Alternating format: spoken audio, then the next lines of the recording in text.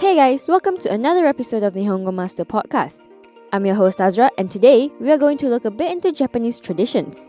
More specifically, the ceremonies that take place at certain stages of life. There's always some sort of ritual or celebration going on every other week in Japan, and that is in no way a bad thing. In fact, I think it's splendid that the Japanese commemorate all the various phases of life. In every culture, we have our own ways of acknowledging parts of life. In Japan, a country so rooted in culture and etiquette, they have quite a unique take on them all. Today, we'll look at the 3 ceremonial stages to life: rituals for the youth, the commemoration of the union of 2 souls, and the service of paying respects to a passing of a life. Keep your ears tuned as I'll be dropping a couple of related vocabulary language throughout. Are you ready for the ride of your life? Why shouldn't we celebrate life? Life is great. Life is wonderful. Life is full of opportunities and unlimited possibilities. The Japanese are very well aware of that, and so they have multiple rituals for life. Some even before the birth of the life itself. Others are spread out all the way to when they reach adulthood. The first celebration one we'll have right after one is born is the Hatsuzeku, a celebration of the birth and prayers for their healthy and fruitful growth, as well as rituals including ones to ward off bad luck. Depending on whether the newborn is a boy or a girl, there are different Hatsuzeku dates. Baby girls celebrate Momo no Sekku on the 3rd of March, while baby boys celebrate Tango no Sekku on the 5th of May. These celebrations involve decorating the household with colorful cup streamers, or koinobori in Japanese, on a pole outside the home, and ancient Japanese samurai helmet replicas known as kabuto. The cup streamers came from a legend of a carp that turned into a dragon when it swam up the Ryumon waterfall, and now these streamers are a symbol of hope for success. For the boys, decorations also include samurai dolls called gogatsu ningyo. Ningyo is the Japanese word for doll, and gogatsu is translated to the 5th month. For the girls, instead of samurai dolls, they have Heian period princess dolls, or ohina-sama in Japanese. When I was a kid, I was a huge fan of dolls, but these doll decorations aren't to attract the kids' attention. They are believed to protect the children from harm. Give it a couple more years and the children are celebrating again, specifically at the ages of 3, 5, and 7. These autumn celebrations are collectively called Shichigo-san, which literally means 7, 5, 3. For the girls, they get to have this celebration at all the 3 ages, while the boys only get to celebrate at the ages of 3 and 5. While it's traditionally observed on the 15th of November, families schedule their shrine visits on a weekend around the date, praying for health and growth. Unlike Hatsuzeku, there are no decorations, but the children dress up in formal kimono. The girls with hair and makeup done, the boys with an imitation of a katana, a Japanese sword. If you haven't noticed already, both ritual celebrations are to pray for a child's healthy growth, and that's because, back in the day, there was a serious issue with infant mortality. During the time, medicine wasn't as developed as it was now, so the Japanese people turned to prayers. Now, thanks to 21st century medicinal technology, we don't have to worry about that as much. These rituals then become a custom and tradition that Japanese people still religiously practice. Here's a quick vocab recap. Koinobori, cup streamers. Gogatsu, 5th month or May. Ningyo, doll. Ohina-sama, princess. Shichigo-san, a name of a celebration for children ages 7, 5, 3, but the name comes from the actual words for 7, 5, and 3 in Japanese. Katana, a Japanese sword. Almost every girl's dream is a big wedding. Some of us are at that age when we're getting invites to our friends' kekkon shiki, wedding ceremony, or kekkon hiroen, wedding reception.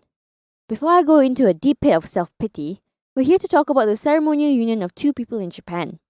However, for the Japanese, it's not just the bride and groom becoming one, but also the 2 families. While nowadays it's becoming more common for Japanese couples to have a modern wedding in a chapel, traditional Japanese weddings usually take place in a shrine and follow the customs of Shinto religion. Traditional weddings are usually extremely private, with only family members and a select few guests present. Don't worry, your Japanese pal will definitely invite you to their kekkon hiroen, where more people come to celebrate their union. The bride and groom get extremely busy on their wedding day. Not only are there a few outfit changes, but there are a couple of rituals to go through before they officially tie the knot.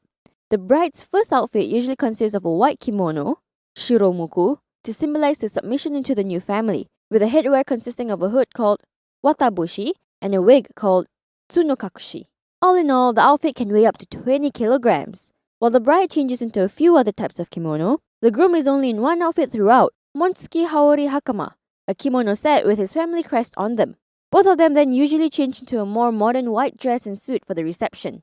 But before changing into that, they have to stick to their traditional wear for the ceremony rituals. Other than the purification, oaths, and prayers, the couple has to share nuptial cups, 3 sizes of sake cups, sakazuki in Japanese, all filled with sake, and sip each cup 3 times. Then their parents do the same. This ritual is known as the Sansan Kudo. Each 3 sets of sips represents something. First set represents the 3 couples. The second set represents hatred, passion, and ignorance. And the final set represents the freedom from the 3 flaws.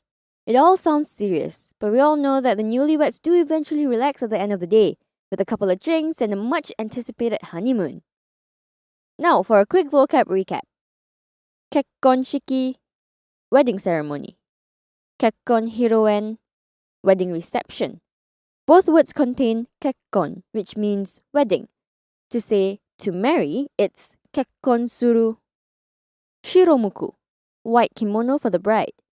Montsuki haori hakama, kimono set with the family emblem for the groom. Sakazuki, sake cups. By the way, if you haven't checked out our official website yet, why not give it a browse? At Nihongo Master, we offer efficient Japanese lessons that are quick, easy, and fun for Japanese language learners of all levels, from beginners to advanced. Our smart tools will assist you in areas where you need a little bit of a push and congratulate you on the ones you've aced. With a community of over 50,000 Japanese students, you're not alone on your learning journey. Make new friends and improve together with our point system, collecting points as you go along. Ask away any questions you have on our group discussion pages. There's sure to be others as well as our Japanese instructors that are quick to answer. You can also take Nihongo Master with you on the go and learn Japanese as you trot the globe. Practical, right? The first 2 are celebrations of life. This one's a little bit different. Some may say it's a celebration of one's life, but when they have passed. Every culture has their own ritual for burial services, and in Japan, unlike weddings which is usually Shinto, funerals follow Buddhist customs.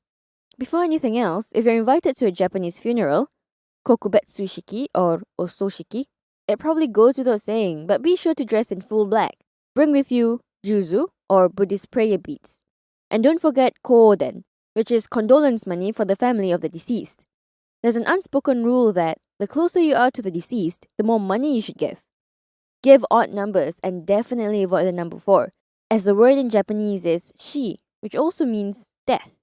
Anyway, the day before the actual funeral ceremony, there'll usually be a ceremonial wake called otsuya, where family and friends gather to say their farewells to the dearly departed.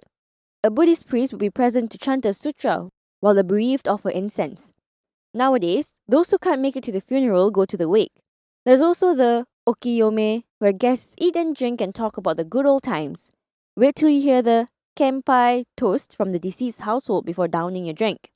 The ososhiki follows a similar procedure to the wake, but with a few extra ceremonies. The biggest one is the cremation ceremony, a significant part of the Buddhist faith. This is usually conducted with family only, and after the body has been cremated, family members use tools similar to chopsticks to pick up bones out of the ashes and pass it to the person next to them before placing them in a burial urn. So if you've heard to not pass food from chopstick to chopstick, it's because this act mimics this funerary ritual. Here's a quick vocab recap. Kokubetsu shiki or ososhiki, funeral service. Otsuya, ceremonial wake. It literally means to pass the night. Okiyome, the meal where friends and family talk about the good times. Kenpai, the funeral version of kanpai, which is like cheers. Juzu, Buddhist beads. Kōden, condolence money. And that's our quick run through life in the form of Japanese ceremonies. The rituals of praying for a healthy growth for when you're a kid, to a celebration when you're finding the one, and the last goodbye to a loved one at their final stage of life. Head over to the Nihongo Master blog if you're interested in reading up on them some more. And if you're keen on picking up some more Japanese for yourself, you can find us on Twitter, Facebook, Instagram, and the official website to learn more. Thank you so much for listening in. Join me in the next one where I'll be walking you down another avenue of Japan's rich culture. またね